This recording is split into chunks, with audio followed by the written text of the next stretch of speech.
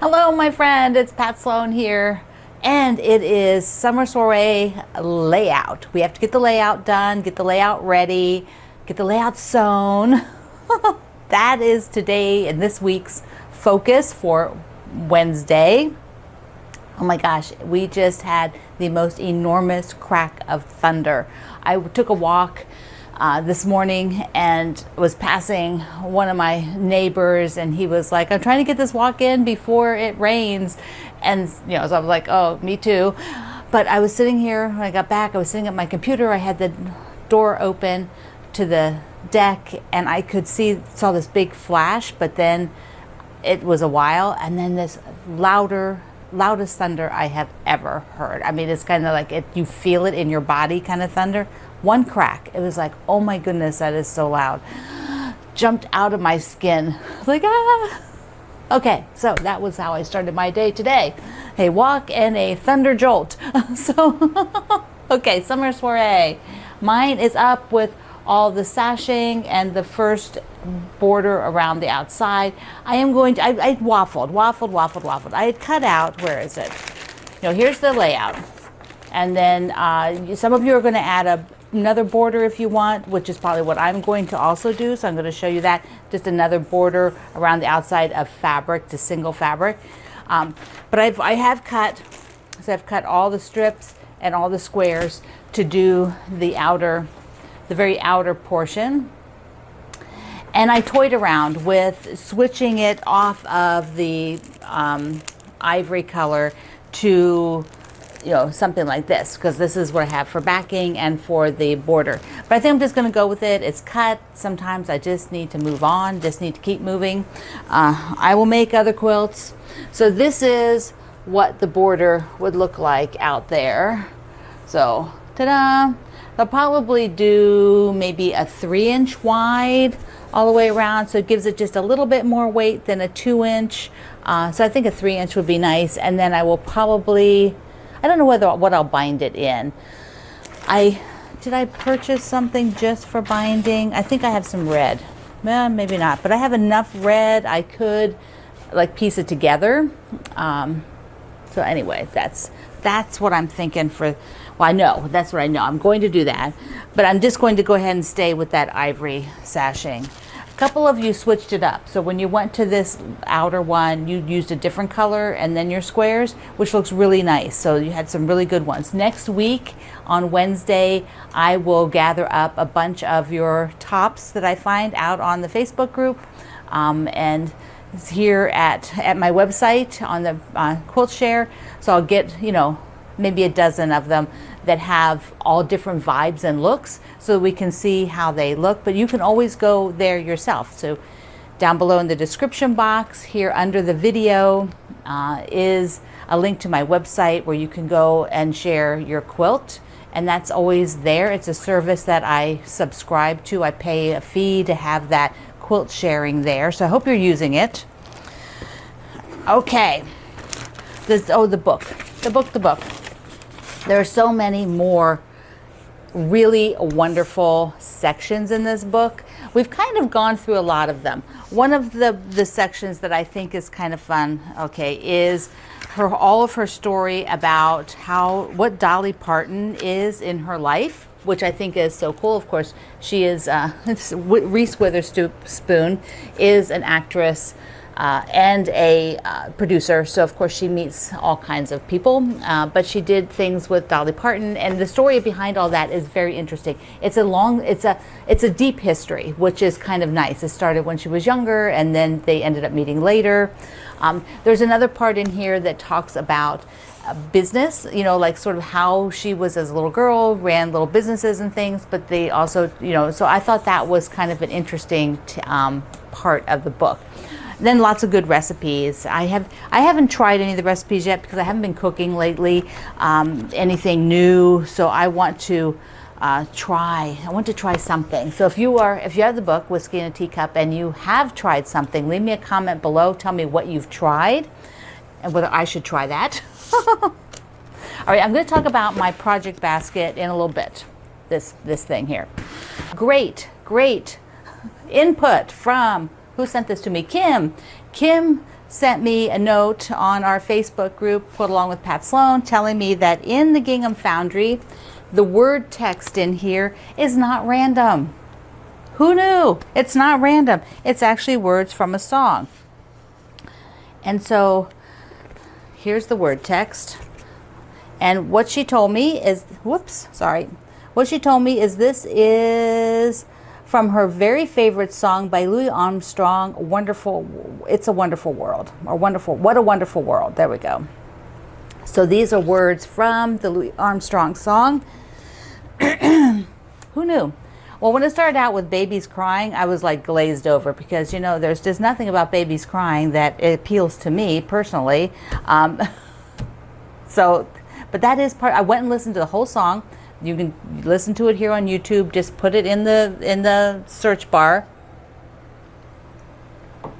And it fits in very well for the whole theme of the song. But when the very first word you read on word text is babies crying, you kind of just glaze over.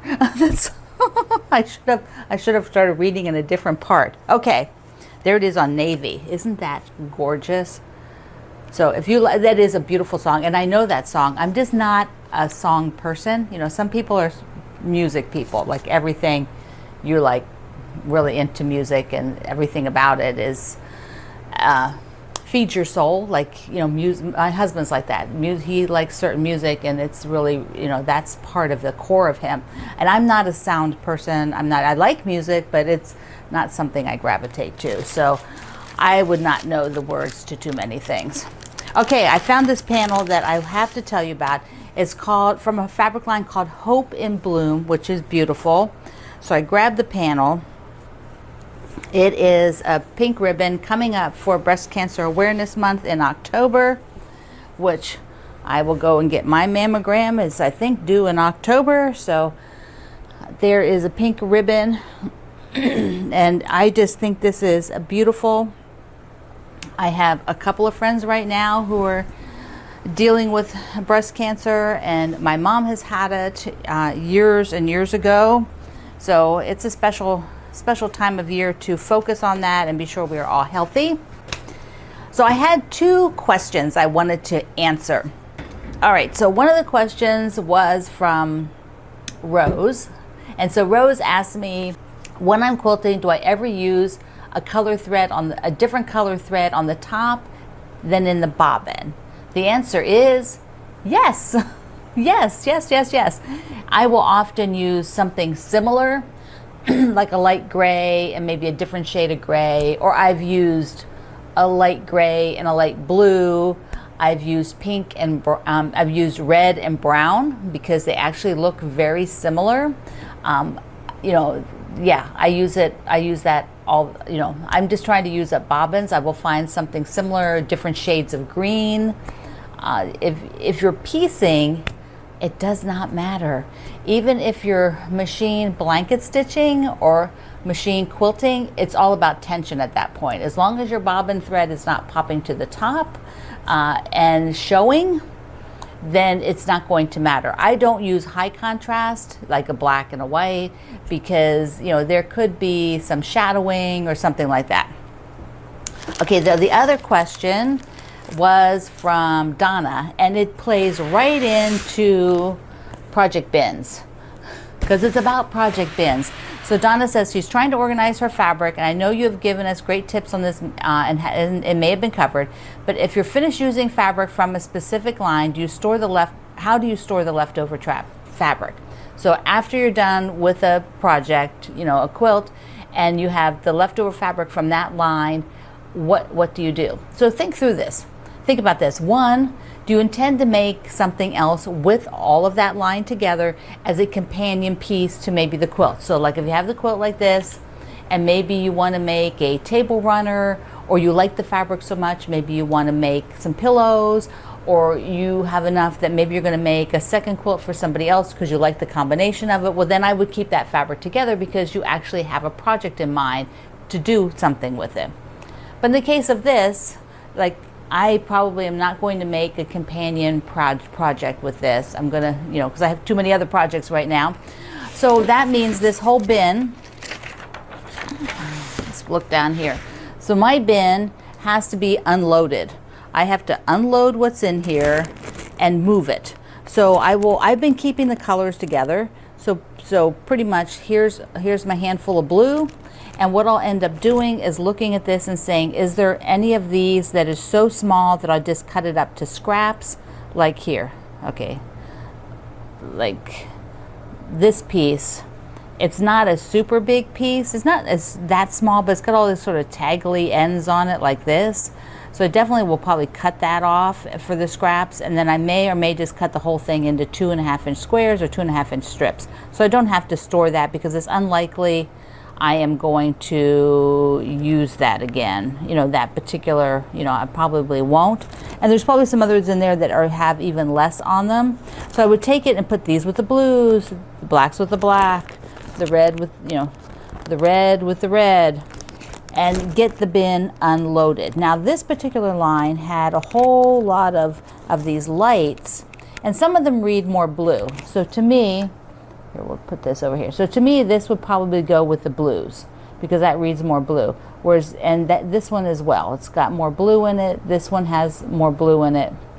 And that one, either blue or red, right? Which does it look, blue or red? Or, and then these could also go in with the cream-based backgrounds. I have a whole thing of cream-based backgrounds. But this bin needs to get emptied because I need to use it for other projects because this project will be done. And I'll also decide on the binding, which more than likely I'm just going to use this same fabric here for the binding on this quilt. Unless I decide to like do a strippy binding. Oh no, here it is. I thought I bought some red. I bought some red for binding. I bought some extra red. So I have that red for the binding. So there we go. So this is what I need to finish the quilt. This is done. And so that bin needs to go ahead and get sorted. Those are great questions. I've been trying to go out and find some of the questions and bring them in here to the videos, and I'll be doing more of that in October. I am working on the calendar for October, so that'll be coming soon.